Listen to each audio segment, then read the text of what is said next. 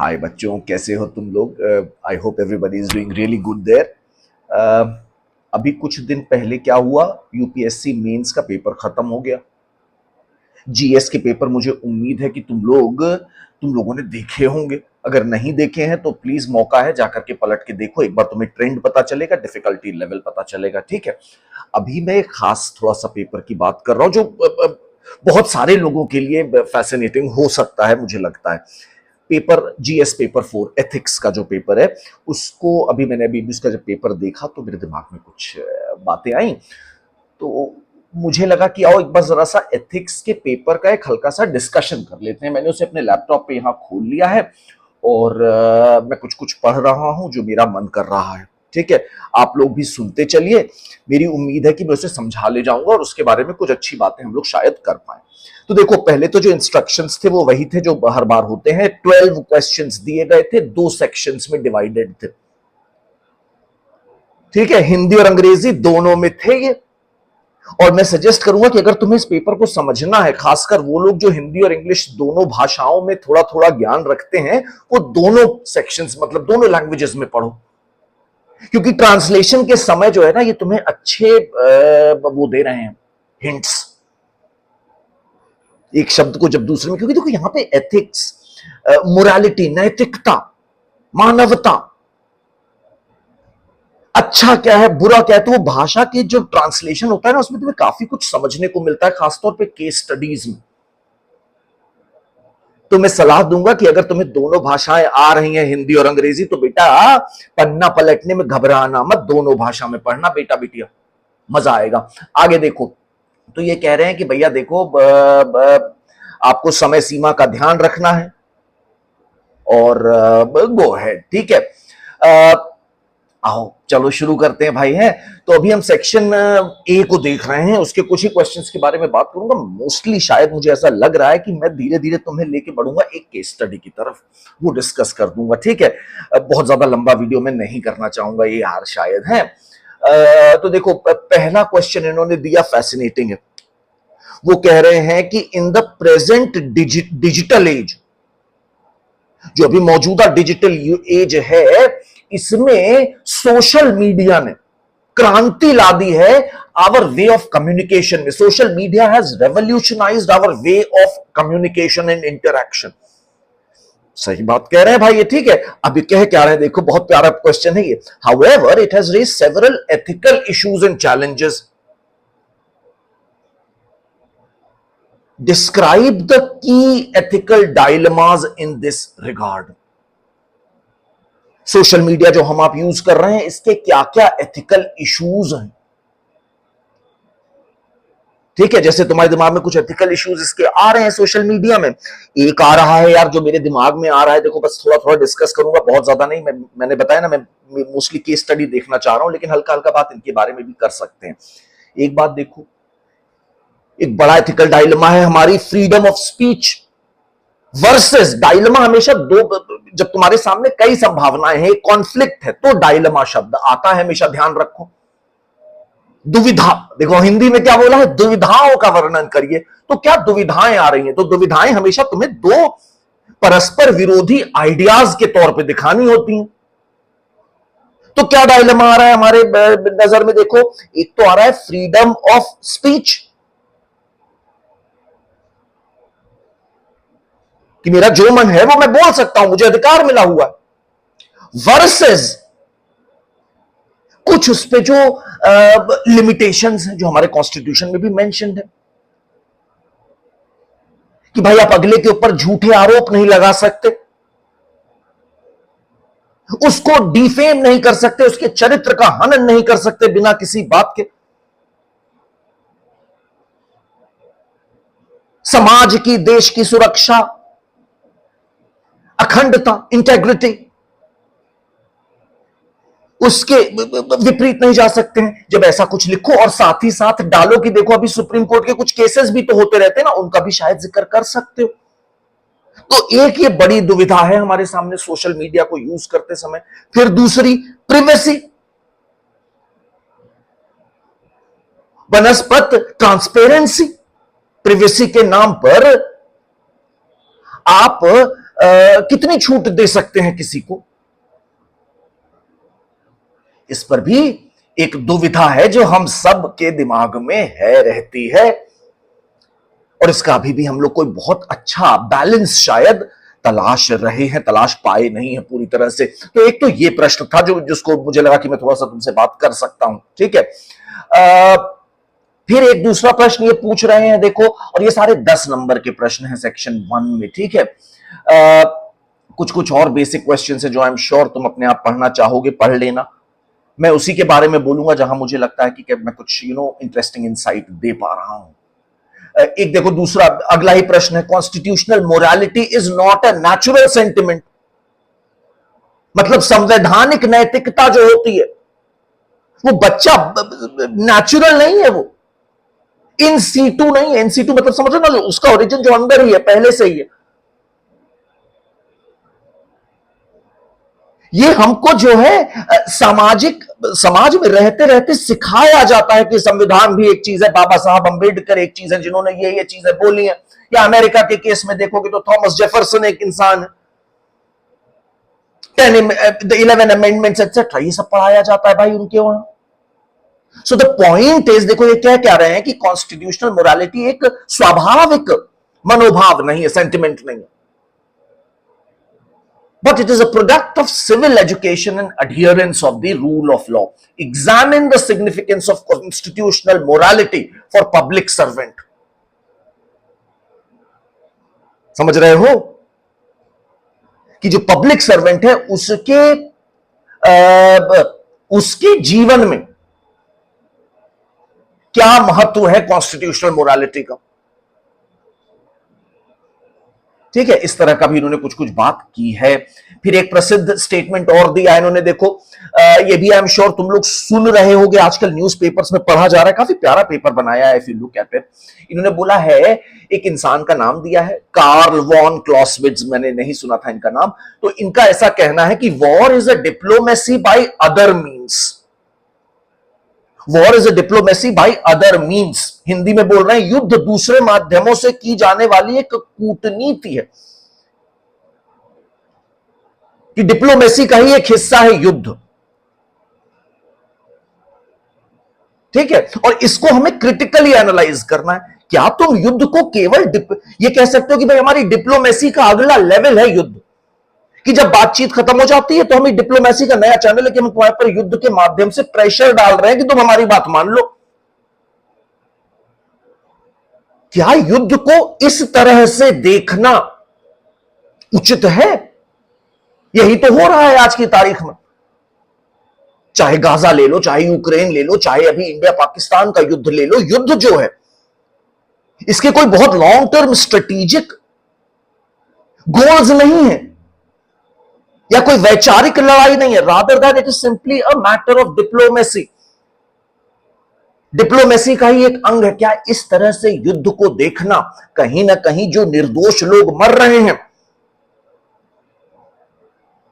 यार सोचो ना बेटा, हमारे लिए युद्ध शायद अखबार की केवल हेडलाइन है तब तक जब तक हम या हमारा कोई उस युद्ध में डायरेक्टली नहीं शामिल हो जाता है।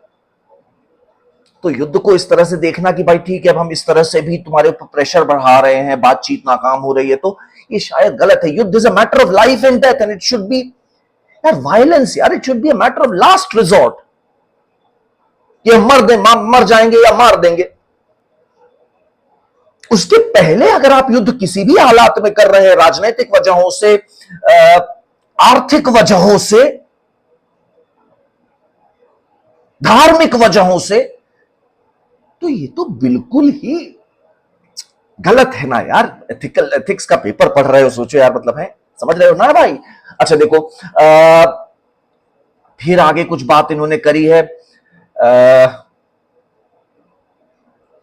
देखो इन्होंने और क्या बोला है। हाँ, इन्होंने अब कहा है, देखो यहां पर देखो, ये 3 स्टेटमेंट दिए हैं, देखो क्या बोल रहे हैं कि given below are 3 quotations of great thinkers, what do each of these quotations convey to you in the present context. 3 situations दी और कहा कि बताओ भाई ये जो है, क्या तुम इनसे समझ रहे हो आज के कॉन्टेक्स्ट में, तुम क्या समझ रहे हो। मीन कन्वे टू यू, तो अपना बेटा याद रखो कि इन तुम्हारी जो सोच है ना वो पेपर में निकल के आनी चाहिए। हमें अपनी वो सोच अच्छी करनी है। कैसे करनी है? जब सोचोगे तो सोच अच्छी होगी यार। देखो बहुत सिंपल सी बात है भाई, सोचने से ही सोच अच्छी होती है। तो सोचिए इन विषयों पर। कुछ पढ़ने की जरूरत तुम्हें सच नहीं है, सोचने की है। 4 किताब उठा लेने से तुम्हें अगर लग रहा है कि तुम एथिक्स की तैयारी कर लोगे, कैसे कर पाओगे? हाँ, उनमें से एक किताब भी तुमने अगर अच्छे से पढ़ी और उसके विषय में स्वविचार किया, सेल्फ रिफ्लेक्शन किया, तो बेटा ये पेपर तो यार मतलब हीरे को चुनने की तरीका है। तो अगर आप हीरे हैं तो आप चमक जाएंगे, खत्म हो गई बात। ना आपको उसके लिए ट्राई करना ही नहीं है। अपनी सोच सोचो, उसको एनालाइज करो कि तुम जो सोच रहे हो वो क्यों सोच रहे हो, और उसको तुम्हें ऐसे सोचना चाहिए। तो it's the way of thinking. Ethics is a way of thinking. वो अडॉप्ट करने की कोशिश करनी है हमें, वो केवल एग्जाम तक नहीं करनी, कर ही नहीं पाओगे। ये ऐसी चीज है, सोच का कीड़ा यार। प्रश्न अगर तुम अपने आप से पूछने लग गए तो फिर तो तुम्हें क्या लगता है, तुम एग्जाम देके रुक जाओगे? फिर ये एथिकल जर्नी जो है, जो तुम शुरू कर रहे हो इस पेपर 4 के माध्यम से, ये तुम्हें नित नए रास्ते, आइडियाज और सॉल्यूशंस देती चली जाएगी। चलो आगे रहते हैं, पढ़ते हैं जरा इन कोटेशंस को। प्यारी प्यारी कोटेशंस हैं यार। देखो पहली कोटेशन कह रहे हैं 150 वर्ड में देखो लिखना है तुम्हें। क्या लिखना है कि इनसे तुम क्या समझ रहे हो तुम्हारे आज के कॉन्टेक्स्ट में, 2025 के कॉन्टेक्स्ट में। मिस्टर एक्स या मिस वाई जो भी लिख रहे हैं, जो तुम्हारी पहचान है, वो क्या सोच रहे हो प्रेजेंट, तुम्हारा प्रेजेंट कॉन्टेक्स्ट में तुम क्या देख रहे हो। पहला स्टेटमेंट देखो, ये थिरुवल्लुवर का स्टेटमेंट है यार। थिरुवल्लुवर एक तमिल सेंट है, संगम एज के, बड़े पुराने, करीब 5th सेंचुरी सीई के। तो उन्होंने एक किताब लिखी है जिसे कहते हैं कुराल, तिरुकुराल। ठीक है, इसमें इन्होंने collections of sayings, ethical sayings भी एक पोर्शन में लिखी हुई है। वहां से मतलब वो समझ लो पुराने जमाने की प्रोवर्ब्स थे तमिल भाषा के, जो लोग बोला करते थे। जैसे कहते नहीं है कि कर भला तो हो भला, हिंदी में इस टाइप के प्रोवर्ब्स कितने पुराने हैं। इसे ही समझ लो कि ये तमिल के पुराने प्रोवर्ब्स, सेइंग्स इन्होंने प्यारे प्यारे इकट्ठा करके लिखे हुए हैं, है ना। देखो पहला पढ़ो, सुनो कितना प्यारा है। जो लोग मुसीबत में भी शांत रहते हैं, मुसीबत ही स्वयं परेशान होगी। मैं समझ नहीं पाया जब मैंने हिंदी में पढ़ा, तो मैंने इंग्लिश ट्रांसलेशन तुरंत देखा। Those who in trouble untroubled are will trouble itself। मैं और कंफ्यूजिंग हो गया, तो मैंने हिंदी में दोबारा पढ़ा, तब थोड़ी सी बात समझ में आई मुझे इनकी, कि जो लोग मुसीबत में भी शांत रहते हैं, समझे, जो लोग मुसीबत में भी, बुरा समय आने पर भी जो लोग शांत, स्थित प्रज्ञ कहते हैं जिसे गीता का कॉन्सेप्ट, ठीक है, मैं शायद थोड़ा गलत प्रोनाउंस कर रहा हूं, स्थित प्रज्ञ होता है। ठीक है, ये गीता में, भगवत गीता में श्री कृष्ण ने अर्जुन को समझाया, राइट। तो ये गीता का कॉन्सेप्ट है कहीं ना कहीं, और ये थिरुवल्लुवर भी दे रहे हैं कि देखो क्या, बुरे वक्त में जो शांत रहते हैं, बुरे वक्त में जो लोग शांत रहते हैं, जो लोग मुसीबत में भी शांत रहते हैं, मुसीबत ही स्वयं परेशान होगी। कि भैया जो मुसीबत है ना, वही थक हार के परेशान होकर हार जाएगी आपसे। ये तो यार परेशान ही नहीं हो रहा है, तो इवेंचुअली हर एक चीज जो है तुम्हें जो अच्छा समय, जो बुरा समय, जो भी दिख रहा है तुम्हारे आसपास, ये तो तुम्हें मालूम है तुम्हारे दिमाग की सोच है मोस्ट ऑफ इट, और वो धीरे धीरे अपने साइकिल चलते रहेंगे। उनसे अगर तुम बहुत ज्यादा परटर्ब्ड हो रहे हो, तो तुम हमेशा मुसीबत में ही रह जाओगे यार। और अगर तुम उनसे थोड़ा सा ऊपर उठे,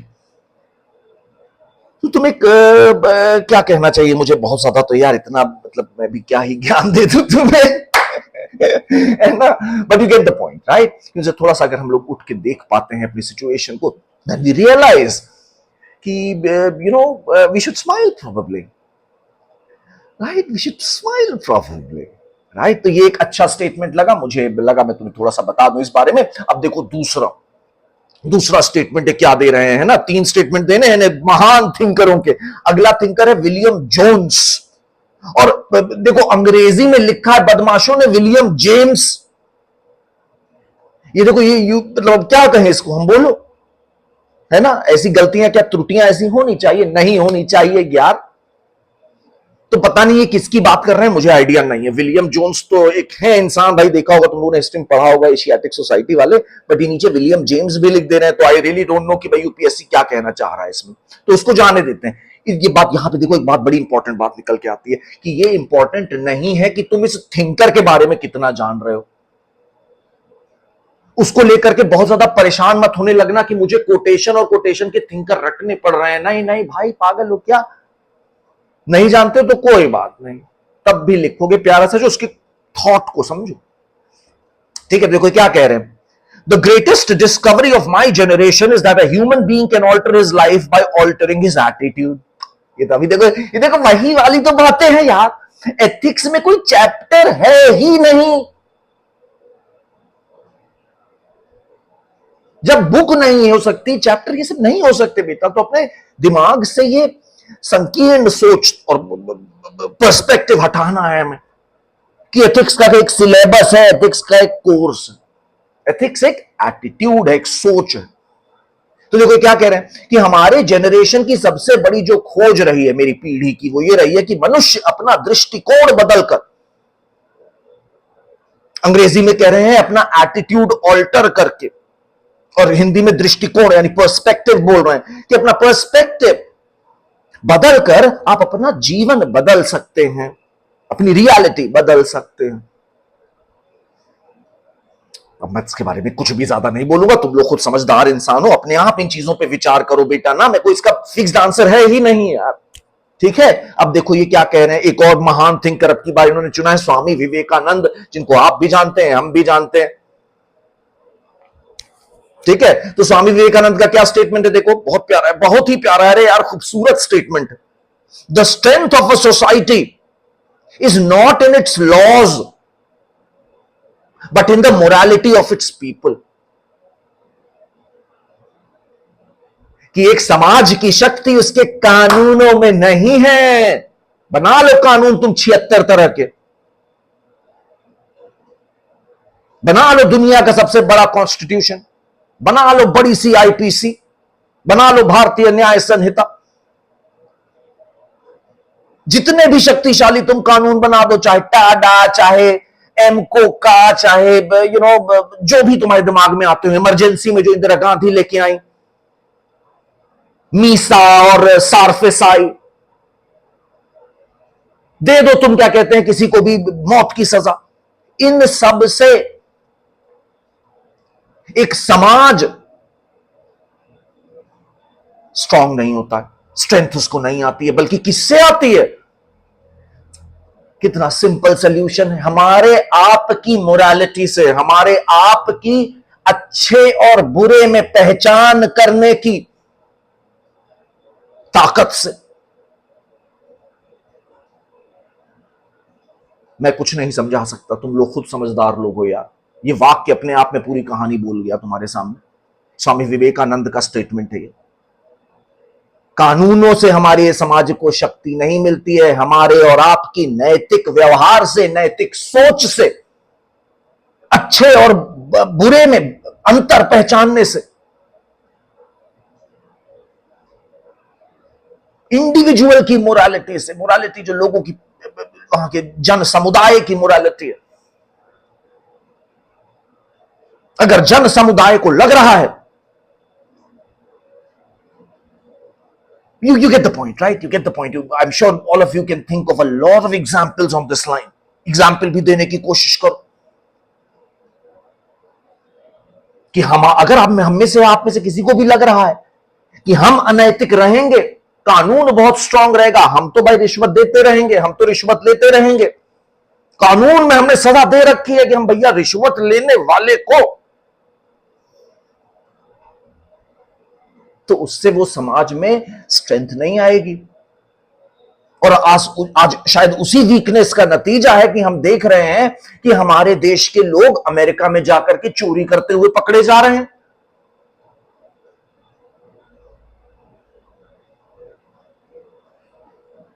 for thought for all of us. अच्छा, थोड़ा सा और जरा सा देखने की बात है, कुछ और भी शुरू करने का मन है मेरा।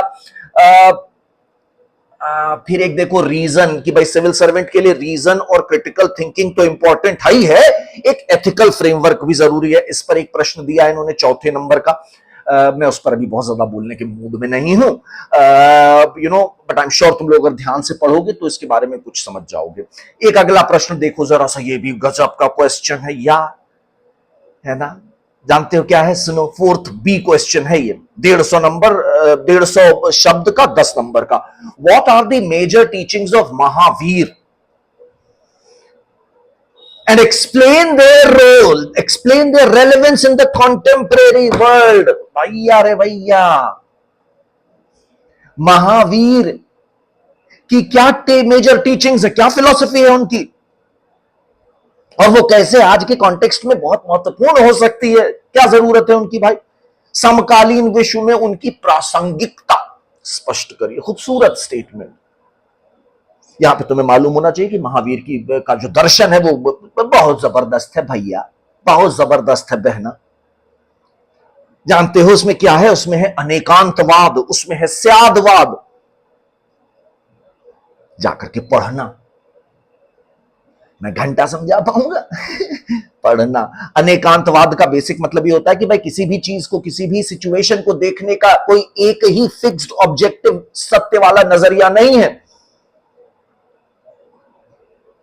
अलग अलग पर्सपेक्टिव्स हैं, एटलीस्ट 7 पर्सपेक्टिव्स हैं जो इक्वली राइट हैं और इक्वली रॉन्ग हैं।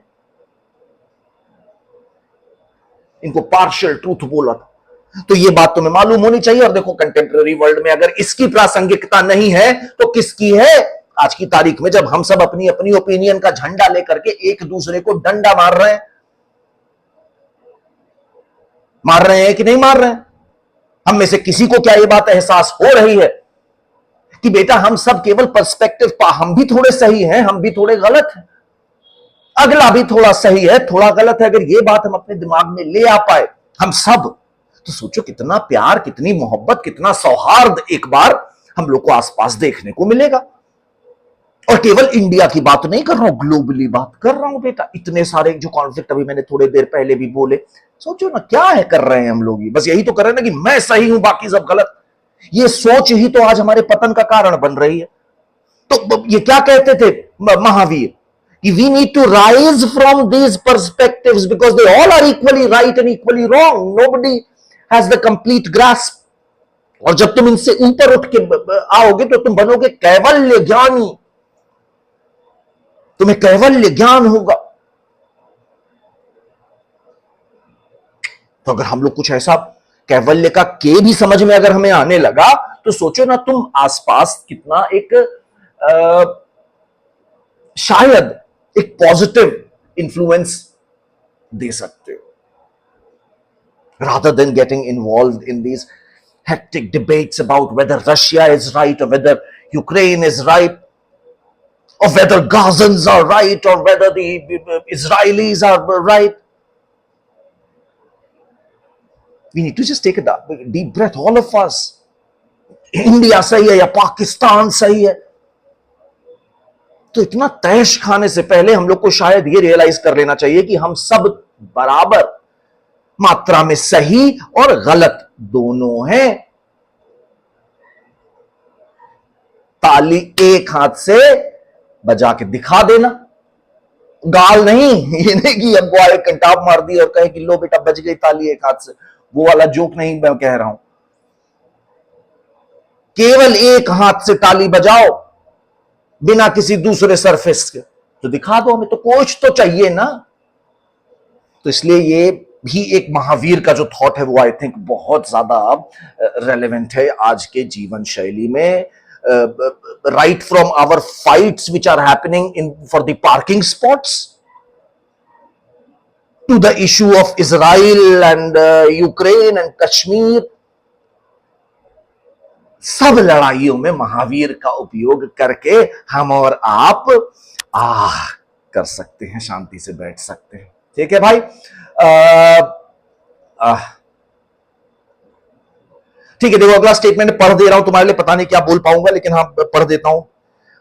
जो व्यक्ति अपने कर्तव्य के प्रति समर्पित होता है, one who is devoted to one's duty, ये अपने जीवन में हाईएस्ट परफेक्शन प्राप्त करता है। जो व्यक्ति अपने कर्तव्य के प्रति समर्पित होता है वह जीवन में सर्वोच्च पूर्णता को प्राप्त करता है। हाईएस्ट परफेक्शन, वो जितना परफेक्ट जो होने के लिए वो पैदा हुआ था, वो परफेक्शन उसको नसीब होती है। इस स्टेटमेंट को एनालाइज करने में तुम बेटा मतलब समझ लो प्लेटो से लेकर के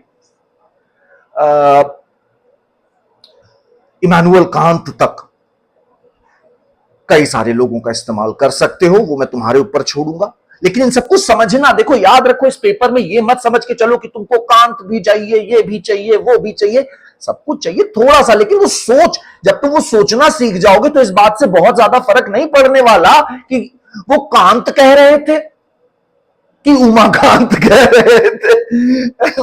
इट वुडंट मैटर मच।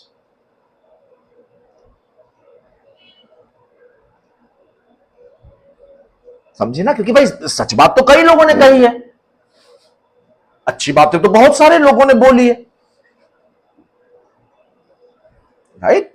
तो कुछ फिलॉसफीज ऑफ कोर्स जान लेना भाई, ठीक है, नामा मिलो के मालूम होने चाहिए, लेकिन बहुत ज्यादा इनकी टेंशन मत ले लेना। अगर तुमने सोच अपनी ठीक रखी, याद रखो ये एग्जाम चेक कर रहा है एथिकल रीजनिंग,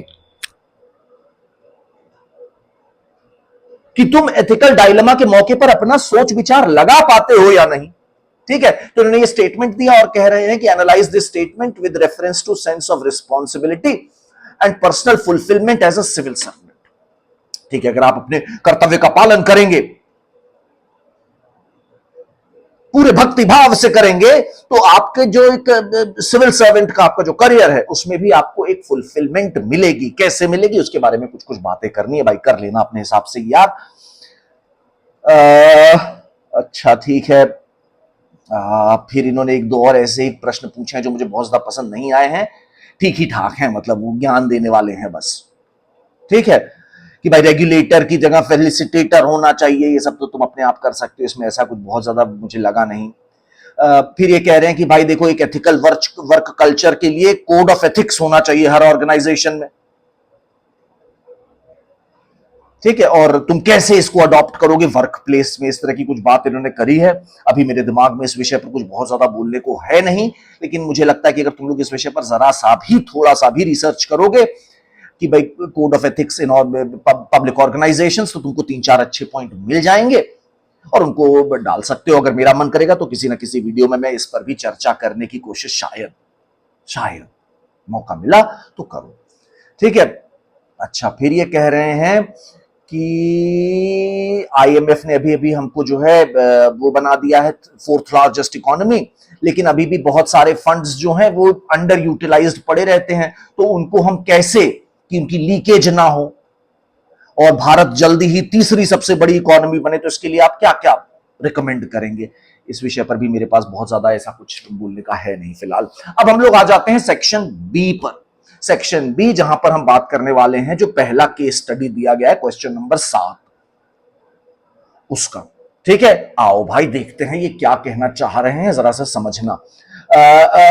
विजय पिछले 2 वर्षों से देश के पहाड़ी उत्तरी राज्य के सुदूर जिले के डिप्टी कमिश्नर थे। डिप्टी कमिश्नर थे, ये एक रिमोट डिस्ट्रिक्ट के पहाड़ी इलाका जो कि नॉर्दर्न स्टेट है, समझ रहे हो ना, ये हिमाचल, उत्तराखंड, जम्मू टाइप का कोई रीजन मान लो। तो 2 साल से ये यहां पर मौजूद हैं। ठीक है, अब ये कहा जा रहा है कि भाई अगस्त के महीने में भारी बारिश हुई और इसके बाद ये जो जिला था इनका, इसके ऊपरी इलाकों में बादल फट गए। अभी अभी देखो ऐसी घटनाएं तुम देखोगे तो हाल फिलहाल हुई हैं, तो ये हमें अच्छा हिंट दे रहा है कि यूपीएससी अपना पेपर बना रहा है, समझ लो मुश्किल से 15-20 दिन पहले फाइनलाइज कर रहा है अपना ये पेपर, 25 दिन पहले फाइनलाइज कर रहा है, इससे ज्यादा पीछे नहीं कर रहा। ठीक है ना, अभी हुआ था ना क्लाउड बर्स्ट, कहीं पर बहुत तुम लोगों ने देखा होगा, शायद उत्तराखंड में हुआ था, हिमाचल में भी हुआ, जम्मू में भी हुआ।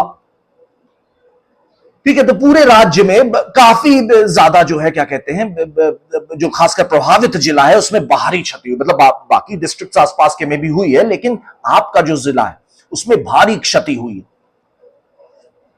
पूरा सड़क नेटवर्क और दूरसंचार बाधित हो गया है, सड़कें नहीं चल रही हैं, टेलीफोन नहीं काम कर रहे हैं, इंटरनेट भी काम बहुत ही मजबूरी में चल रहा है, ऐसा मान सकते हो तुम। हल्का फुल्का ही चल रहा है ये सब कुछ, सैटेलाइट फोन वोन जो उन सब से कुछ चीजें चल रही होंगी भाई, जो एनडीआरएफ है ना वो करते हैं ये सब, तो कुछ कुछ जगह पे हल्का फुल्का कम्युनिकेशन होगा, बट बहुत ही कम हाथों में होगा। मासेस नहीं कम्युनिकेट कर पा रहे हैं, इमारतें बड़े पैमाने पर क्षतिग्रस्त हो गई हैं, लोगों के घर नष्ट हो गए हैं, वे खुले में रहने को मजबूर हुए हैं। पढ़ते चलो, सुनते चलो मेरी बात। 200 से अधिक लोग मारे गए और लगभग 5000 लोग बुरी तरह घायल हो गए। बड़ी बड़ी त्रासदी हो गई है भाई। विजय के नेतृत्व में नागरिक प्रशासन, मतलब द सिविल एडमिनिस्ट्रेशन, ये सक्रिय हो गया है। बचाव और राहत अभियान शुरू हो गया है। बेघर और घायल लोगों को आश्रय एवं मेडिकल फैसिलिटीज दी जा रही हैं। उनको टेम्परेरी आश्रय शिविर, उनके लिए टेम्परेरी आश्रय शिविर, मतलब जहां पर उन्हें रखा जा सके, आश्रय दिया जा सके, और हॉस्पिटल्स स्टैब्लिश किए जा रहे हैं। ठीक है, और खासकर जो बहुत दूर दराज के इलाके हो गए, वहां पे जो लोग फंस गए हैं, जो बीमार हैं, बूढ़े हैं, उनके लिए हेलीकॉप्टर सेवाएं शुरू की गई हैं। विजय को, अब यहां तक देखो, एक इन्होंने पूरा तुम्हारे सामने एक ग्रिम पिक्चर पेंट कर दी इमरजेंसी सिचुएशन की। अब ये कह रहे हैं कि जो विजय है, अब उसका भी एक पर्सनल इन्होंने एंगल डाला है, पर्सनल कॉन्फ्लिक्ट आ रहा है। देखो वो क्या कह रहा है कि उसका गृह नगर है केरल, मतलब वो केरल से है इंसान। उसे अभी अभी मैसेज मिलता है कि उसकी मां इज सीरियसली सिक, तबीयत उनकी गंभीर रूप से बीमार है। ठीक है, कोई बात नहीं। 2 दिन बाद विजय को एक बहुत ही दुर्भाग्यपूर्ण, अनफॉर्चुनेट मैसेज मिलता है, उसकी मां की डेथ हो गई है। समझ रहे हैं आप? विजय का एक बड़ी बहन के अलावा कोई करीबी रिश्तेदार ना था, बस एक बड़ी बहन है। वो, उसकी जो बड़ी बहन है वो अमेरिका की सिटीजन है और पिछले कई वर्षों से वहीं रह रही थी। समझ रहे हो ना? 2 भाई बहन है, भाई यहां फंसा हुआ है, बहन बेचारी अमेरिका में है, वहीं पे वो कई वर्षों से रह रही। ठीक है, और मां बेचारी मर चुकी है। अब तुम्हें मालूम है, विजय नाम से तुम समझ सकते हो ये कोई एक हिंदू कैरेक्टर मान सकते हो शायद, मोर और less, may be a Christian as well, may be a Muslim as well. I should not be saying that, नाम से नहीं कह सकते, बट द पॉइंट बीइंग कि भाई किसी भी धर्म के अगर ये हो, तो मां या बाप या आपका कोई भी करीबी हितैषी दोस्त परिवार का अगर वो मरा है, तो एक बार उसके पास पहुंचने की कोशिश जरूर करनी चाहिए आपको। ये हमारे तमाम जगह पर एक established morality, established principle of क्या कहना चाहिए, बिहेवियर है। ठीक है, तो अब समझ सकते हो ना तो कि इस इंसान के ऊपर क्या बीत रही है। ओके, ठीक है। फिर ये क्या कह रहे हैं, इस बीच 5 दिनों के अंतराल के बाद, मतलब अभी भी ये इंसान गया नहीं है, ये अपनी डिस्ट्रिक्ट में सब संभाल रहा है। Do you realise what kind of a person Vijay is? इस बीच 5 दिनों के अंतराल के बाद फिर से शुरू हुई बारिश के कारण प्रभावित जिले में स्थिति और खराब हो गई। मतलब 5 दिन बाद फिर से बारिश शुरू हो गई, situation is becoming verse.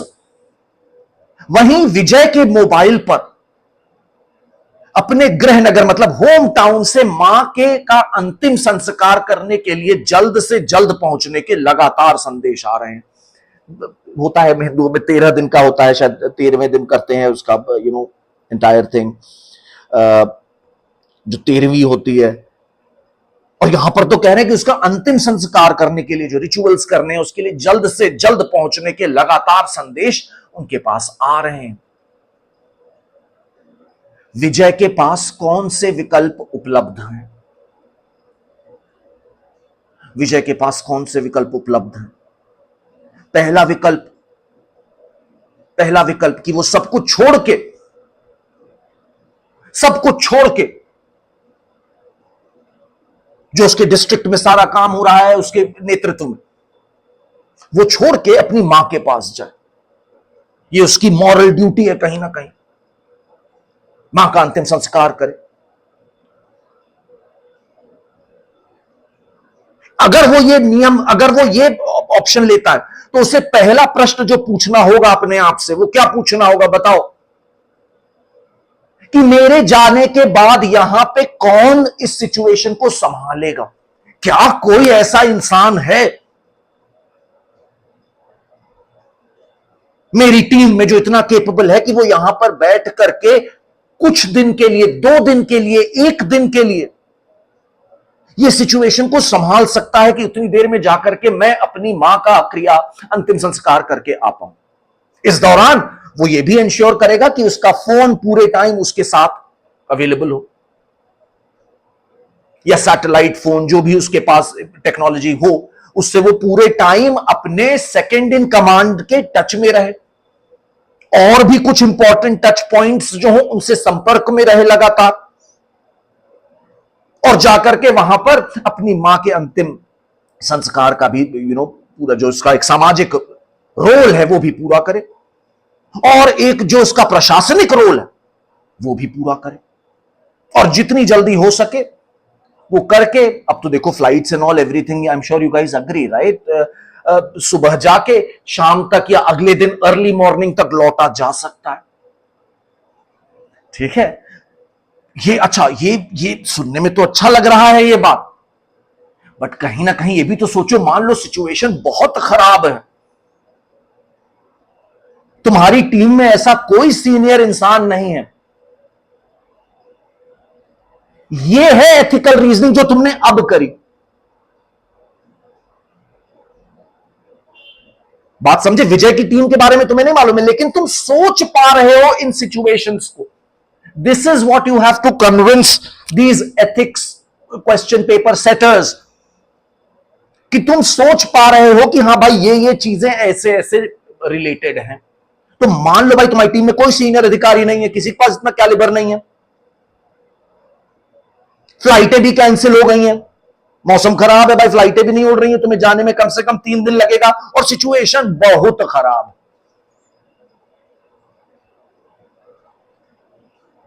IMD ने भी रेड अलर्ट जारी कर दिया है। अब तुम क्या करोगे? अब तुम क्या करोगे? एक चीज जो तुम्हें और करनी चाहिए, देखो सोचते चलो बस, ठीक है, इनकी बहन अमेरिका में है, अमेरिका से इंडिया उनको भी तो बुलाना होगा, उनको बुलाया जाएगा। वहां तो तूफान नहीं आया हुआ है ना, कई सालों से आई भी नहीं है, तो वो आने के लिए आई एम श्योर अपनी मां के आखिरी समय पर अंतिम संस्कार के लिए वो भी जरूर चाहेगी कि वो भी तुरंत पहुंचे। तो अगर उसके अंदर ये काबिलियत होगी, इतने रिसोर्सेज होंगे, तो वो भी 1 या 2 दिन के अंदर जैसे ही उसे मां की मृत्यु का पता चला होगा, वो भी वहां से निकल पड़ी होगी और जल्द ही आ गई होगी या आने वाली होगी। ये अपनी बहन से भी ये बात कर सकते हैं,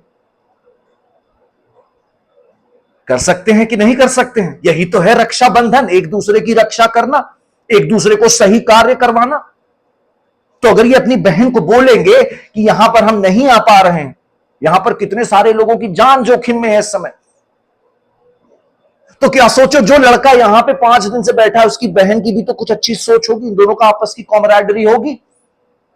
तो ये अपनी बहन को भी तो बोलेगा ना कि तुम वहां पर संभालो रिश्तेदारों को, समाज को, गांव को, उनको बताओ कि मैं यहां पर क्यों रुका हूं। और वहां पर जो भी एक औलाद का रोल होता है, भाई बहुत सारे रिचुअल्स होते हैं ना हर धर्मों में, आई एम श्योर तुम लोग को मालूम होगा यार, ये बात तो है ना, हम सब जानते हैं, बुजुर्गों की डेथ होती है या किसी की भी डेथ होती है तो क्या क्या होता है आसपास, तो उसमें औलाद का बड़ा रोल होता है यार। ठीक है, तो भाई हाँ, अब ये भी है कि यार बहुत सारे धर्म सब पेट्रियार्कल होते हैं, तो उसमें जो है वो चाहते हैं कि बेटा है, बेटी से नहीं होना चाहिए भाई, नहीं तो स्वर्ग नहीं मिलेगा या जन्नत नहीं मिलेगी या हेवन नहीं मिलेगा।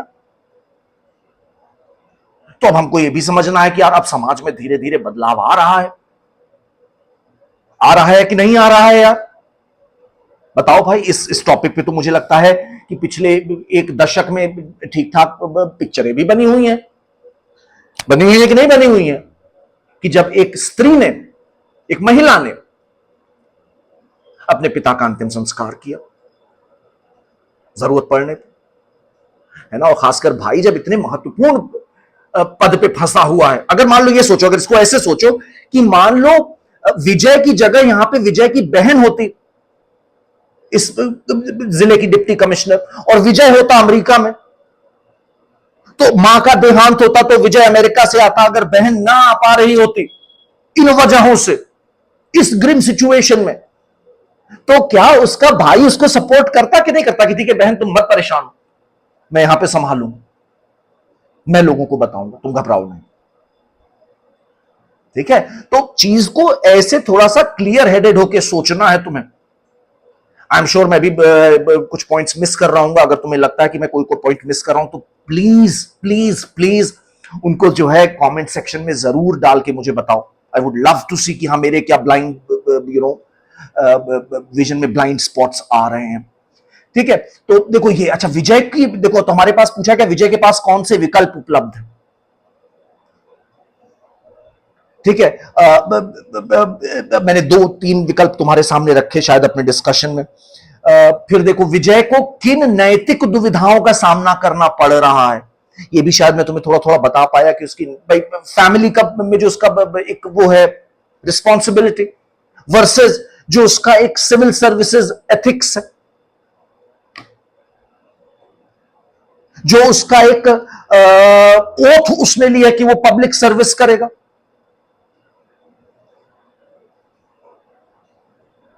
तो ये कुछ विचार हैं जो आपस में द्वंद कर रहे हैं, डायलेमा है उनके सामने, विजय के सामने। ठीक है, ये तुम्हें पहचानने हैं। देखो याद रखो बेटा, इसमें सही क्या है गलत क्या है जैसा कुछ है ही नहीं है।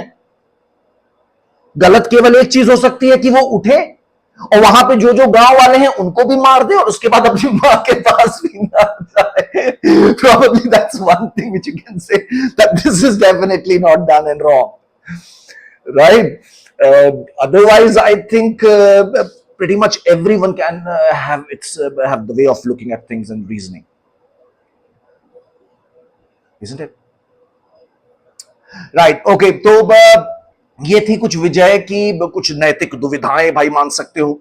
अच्छा देखो तीसरा क्या कह रहा है, विजय द्वारा पहचाने गए प्रत्येक विकल्प का, मतलब जो उसने ऑल्टरनेटिव लिया है उसका आलोचनात्मक मूल्यांकन और परीक्षण कीजिए। मतलब अंग्रेजी में देखो क्या कह रहे हैं, सुनो, critically evaluate and examine each of these options identified by Vijay. तो हम लोग जो ऑप्शंस लेके आ रहे थे ना उसको क्रिटिकली इवैल्यूएट करो। कैसे क्रिटिकल इवैल्यूएशन की, अगर ये कर रहे हो तो ये भी तो हो सकता है। जैसे हम लोगों ने सोचा था ना कि भाई ठीक है, हाँ आपका टीम में कोई कैपेबल मेंबर है, उसके पास छोड़ के आप एक दिन के लिए चले जाइए, निपटा के जल्दी से आइए और फोन पे टच में रहिए। लेकिन मान लो फोन का नेटवर्क तो पूरा खराब है, सैटेलाइट डिशेस भी नहीं है मान लो, और तुम्हारे पास कोई टैलेंटेड आदमी भी नहीं है। अगर तुम ऐसे ही किसी, अब क्रिटिकल इवैल्यूएशन कैसे करोगे, सोचो इस तरह के पॉइंट्स भी लिखना कि अगर मैं बिना किसी, अगर विजय ने कोई टैलेंटेड ऑफिसर उसकी टीम में नहीं है लेकिन वो जल्दबाजी में किसी को भी कमांड दे करके चला जाता है और वो इंसान मैसअप कर देता है, सिचुएशन नहीं हैंडल कर पाता है और चीजें और वर्ष होती जाती हैं, जिसकी सारी जिम्मेदारी विजय के ऊपर आएगी कि आप कैसे ऐसे मौके पर छोड़ के चले गए। ये हमेशा के लिए उसके करियर पे एक धब्बा होगा। अगर वो अपनी मां के पास नहीं गया उनके अंतिम संस्कार के समय पर, तो सोचो पर्सनली एक गिल्ट उसके दिमाग में बैठा रहेगा जिसकी शायद साइकोलॉजिकल कॉस्ट बहुत ज्यादा हो सकती है उसके लिए, पर्सनली, उसकी फैमिली के लिए। तो ये सारे पॉइंट्स हैं जो आपको सोचने चाहिए, एग्जामिन करने चाहिए। ठीक है, और आखिरी क्वेश्चन जो हम लोगों ने थोड़ा बहुत डिस्कस कर ही लिया, which of the options do you think would be most appropriate for Vijay to adopt and why. इसमें सबसे अच्छी कौन सी होगी, तो मेरे हिसाब से इसमें जो बेस्ट होगी वो यही होगी कि आप एक टैलेंटेड इंसान अपनी टीम में से चुनिए उसके सुपुर्द करिए जिले की कमान, 1 दिन के लिए, मैक्स टू मैक्स 1.5 दिन के लिए। अपनी बहन से कहिए कि भैया आप सब ऑर्गेनाइज करके रखिए, मैं बस पहुंच रहा हूं, और जाके जल्दी से जल्दी अपने बेटे होने का कर्तव्य निभाइए, और वापस आइए और एक डिप्टी कमिश्नर का कर्तव्य पूरी अच्छी तरह से निभाइए, और शांति से इत्मीनान से मुस्कुराते हुए सो जाइए।